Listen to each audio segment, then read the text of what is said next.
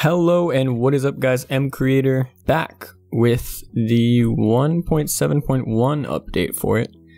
It has a new look again, which is nicer than the old one, at least from last time I used it. I haven't used MCreator in quite a while.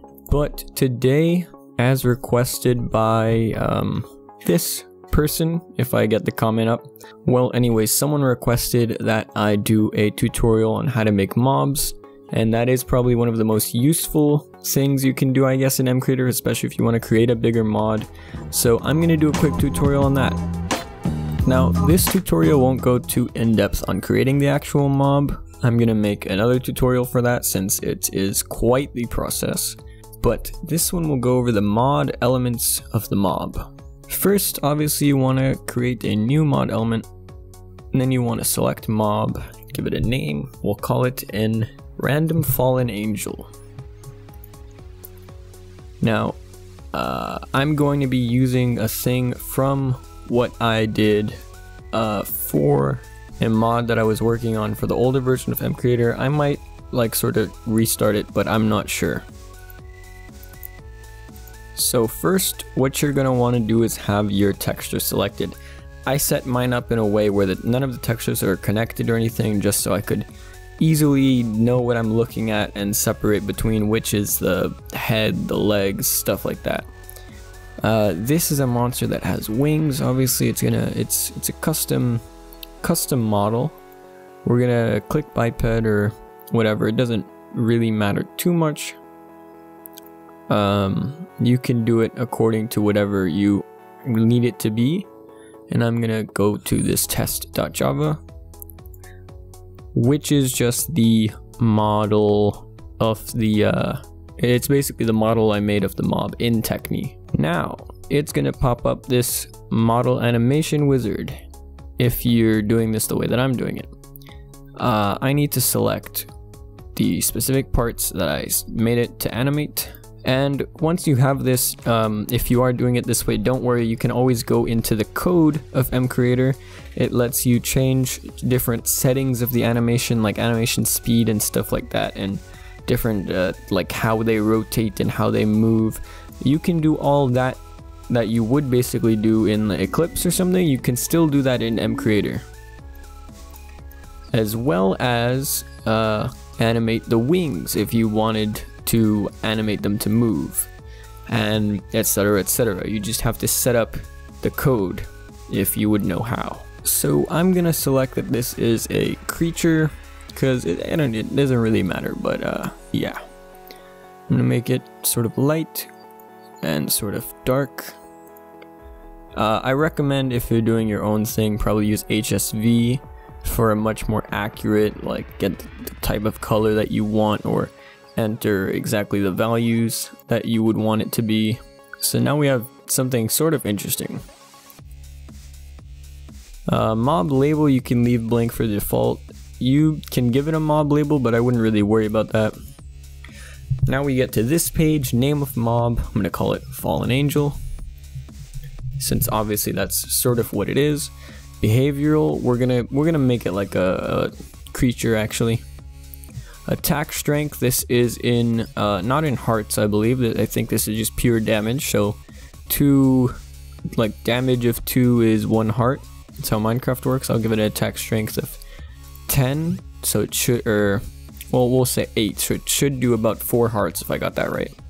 Movement speed, you can change this. It's pretty sensitive, but you can make it like pretty fast or pretty slow, and you can have it spawn with equipment, such as main hand, offhand, helmet, body, leggings, boots. As you can see here, it's just, you can actually make it sort of wear anything, which means that there will be a chance that it could drop whatever you make it wear. So it's sort of, I guess, if you don't want to actually use it for armor purposes, you could either, well, you could put modded armor on it, like if you had armor mods, or you could put a random item to be another sort of drop.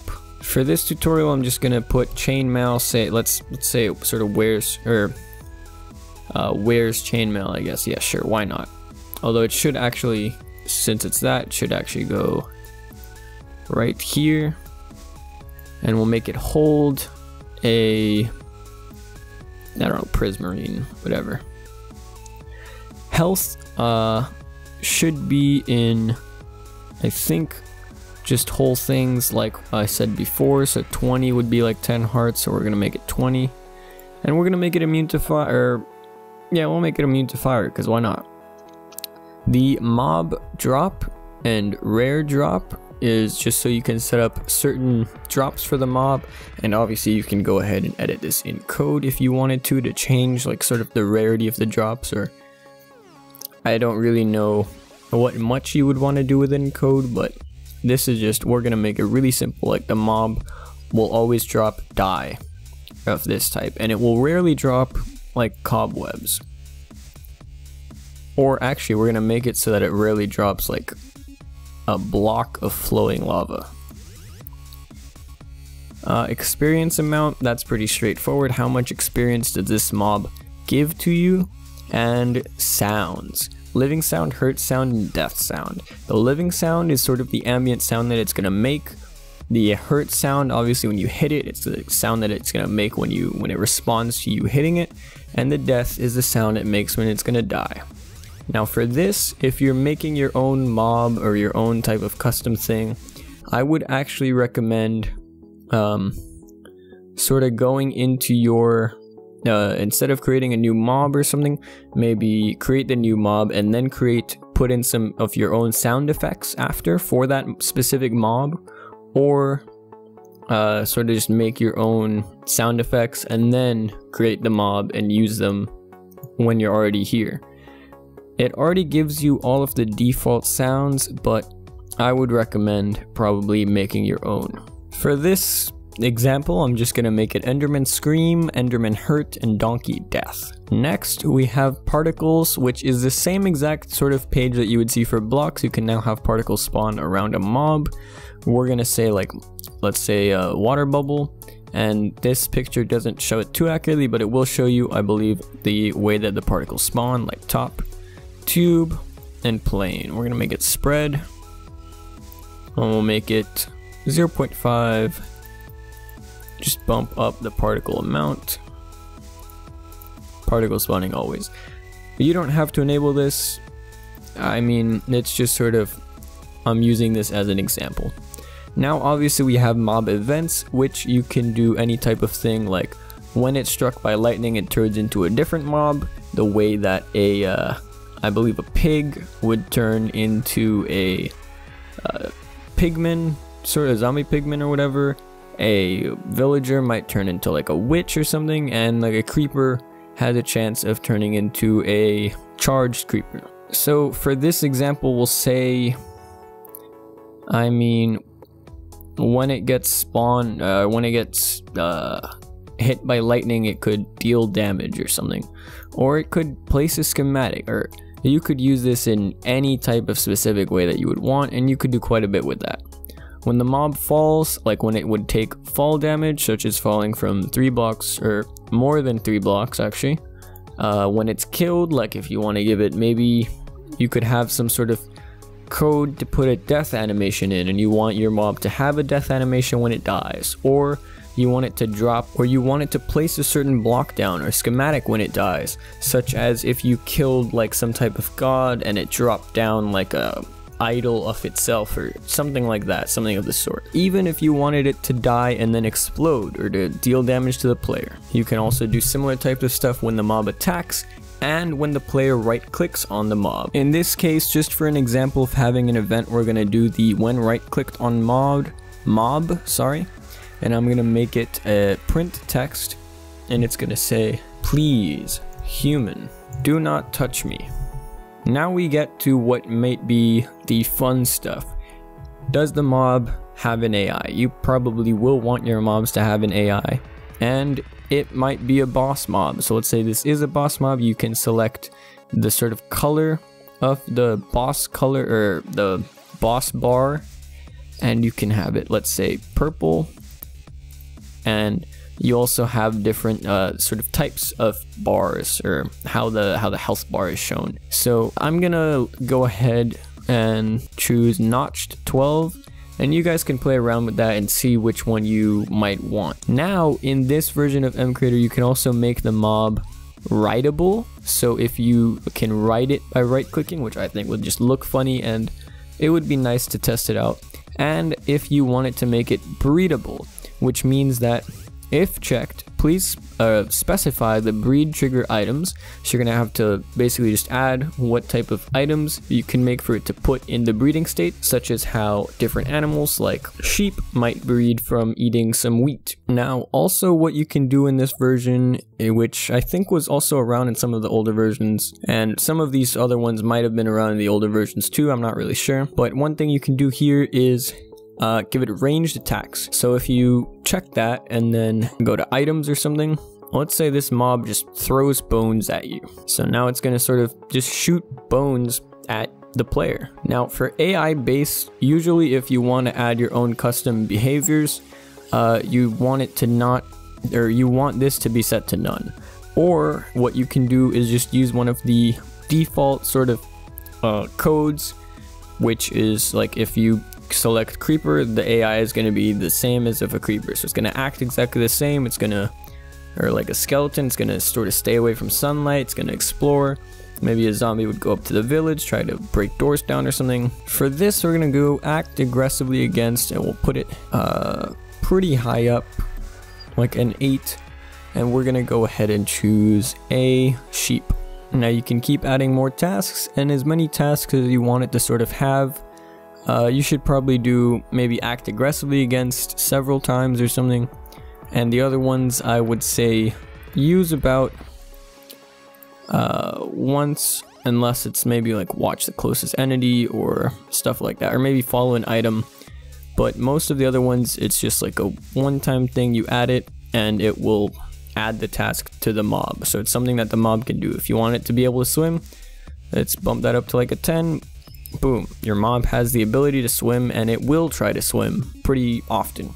If you want it to eat grass pretty often, you can put grass on it and it'll try to eat grass. We'll also add restrict from sun, an 8, and there you go. Now finally we get towards the last page, which is the spawning properties. So quick breakdown on this one. We have spawn probability, which is how likely it is to actually spawn. The minimal number of mobs, which is how many mobs you'll have at least within, say, like the certain area for like per chunk or something, or yeah. And the max amount that you could have, say, in like a chunk or something, or like I'm not sure exactly. You can also make this mob spawn only on specific biomes, such as the plains biome or whatever other biome. Like if you want to make a sort of portal to another world and add your own biomes. So if you would want to have your little portal with your own biomes and your own like sort of separate world, own like a sort of separate dimension, I guess, and you wanted your mobs to spawn only in those specific biomes in your dimension, you would make the new biome first and then go here only on specific biomes, scroll all the way down, it probably should be in the bottom, and it will be your own custom biome. For this example though, I'm going to put desert, since desert seems pretty often, and it can also spawn in dungeons. Now we click next, and finally our mob is done. If we go to code, we can look through some of the code of the mob, and if we go to console, we can see the process of it trying to sort of build what we just set the parameters for, and then recompile our little mod. So now we see build successful, that's usually a good sign. And if we look at the code, we can actually see random fallen angel and the test environment mod, whatever. If we go ahead and click on that, we can see all of the sort of actual code that goes into making the mob. And I believe if you scroll down to around here, you can see some of the, if it's being driven, and sort of how it moves, and this is for the custom arrow, this is for what it shoots, this is the drop items, so you can actually see all of this stuff. And if it's falling, of course, you can change specific sort of parameters such as this. Also, what I was talking about before, if you do want to change one of these for whatever reason, or connect different ones, or do something in that sense, you can change all of that here, and this will show you all of what the names are, where they are located, and how it's being sort of rendered. And of course this super and this is going to be how they rotate and sort of how this is basically the movement of those different parts. So if I wanted to add the wings, I would also add like this dot wing underscore 1-1, or I would have like a group set for it, and then I would write sort of how I want it to animate. Now, all that nonsense aside, since our recompiling or all of our building is done, we can now go ahead and click to start the Minecraft test environment. So now if we just look in console, it's showing you sort of the process of trying to run Minecraft, and you'll see it pop up very shortly. And there we go. As you can see, Minecraft is starting up, and we'll soon be able to check if our mod worked and how well it worked and how it looks. And I recommend checking the mod pretty often, since if you're not that skilled with using MCreator, it's very helpful to actually see what's going on with the mod, sort of more hands-on, rather than just guess and hope for the best. If there might be any errors or something you want to change in the mod, it's easier for you to just see it and then know what to do. Okay, as you can see, we're finally coming to an end. Here we have, it's telling you that there's a new forge version available, but we're not going to worry about that right now. As you can see, there are 4 mods loaded, which is the 3 sort of base mods plus my own test environment mod. And if we go to set up a single player world, we are in Minecraft 1.10.2. I'm actually going to create a new world, set it to creative mode. As you can see, the new Minecraft is darkness. As we can see, here we are in Minecraft. You might want to play on pretty low settings, since this is running off MCreator. We're going to go ahead and check for our new mob that we have right here, so the Fallen Angel. And as you can see, the particles seem kind of off. I guess that might be because it's stuck, I'm not sure. But it sounds absolutely terrible. And yeah, the particles definitely are off, because the particles are set as if it's a block or something, so you might have to fix that. As you can see, this is notched 10. So basically what notched means is just that it's the normal boss bar in purple with 12 notches. Now that's actually killing me, so I'm going to turn my sound way down because that is way too loud. And it's still loud even now. As you can see, this is the mob. It is pretty basic. It doesn't seem to do a whole lot. If we were to look at sort of how it moves, it is running like sort of a normal person would run, I guess. And it looks sort of like a normal player model, actually just bigger, and with the wings, of course. Now, since I did make it set to be aggressive to a sheep, let's try to place a sheep. And as you can see, it's shooting the bones at it. So it shot the bones and killed the sheep. And it will be very aggressive towards any sheep, and that's the main method of attacking it, I guess, just using the bones to shoot at the sheep. Now here's the writable function, which looks very, very awkward. I'm basically just sitting on its shoulders, which is quite honestly hilarious, although I can't really control this. It's sort of just I'm riding on top of it the way that it is. Although I think you can make it so that you can control it, which is pretty funny. I'm going to go ahead and shift click out of that just to get another view of the mob. It's a pretty basic mob. I didn't put that much into it, especially in this case, since I just wanted to go through all of the examples and show you what works, what doesn't work, and how the final product might look. Also, before I go, I actually want to check the damage that the mob does and some of the mob drops to see how that went. Since it's shooting me with arrows, like only arrows, and it killed me, I didn't actually get to see the damage that it did itself, since it only really wants to shoot me with arrows now. And that's understandable since I did set it to want to attack with arrows. So obviously in that case, if it's attacking with arrows or some type of item, that will the attack will depend on basically just an arrow. It's basically going to be like shooting an arrow at you, and you can also change the sort of parameters for that in the code of the mob itself, the way that I showed you to get to it before. If you look up any tutorial on doing that in Eclipse or something, you can follow those same sort of steps and try to follow along in MCreator, or you could move it to Eclipse if you really so wanted to and just use MCreator to basically set up the code for you. Now, final thing about this, if we look at that, it's actually dropping ink sacs instead. So we're gonna kill it a few more times and see what we can get. So now we see that it dropped the armor, which is also something that you could possibly do. Oh no. And obviously the boss bars will all stack when you do that. Let's try to kill a bunch of them at the same time. So as you can see, that was the rare prismarine drop, or the normal prismarine drops, and I believe, I'm not actually sure why it's dropping lava, or I mean, not lava, I'm not actually sure why it's dropping ink sacs then. I will say thank you so much for liking and commenting and favoriting and all the support that you guys give me. If you are new to this channel, please subscribe, I guess twice now, since that's how YouTube works apparently. And make sure to stay tuned for other MCreator videos, since especially for this, I will be doing a video on texturing and modeling this mob, or just a general mob. I might make a different mob like a little imp or something, and I'll show you first how to model it in Techni, and then how to texture it with something like Photoshop or GIMP or any editing tool really. You could probably even use like MS Paint if you really wanted to. Anyways guys, thanks again for the likes, favorite, comments, subscribes and all that, and I'll see you guys in the next video. Peace out.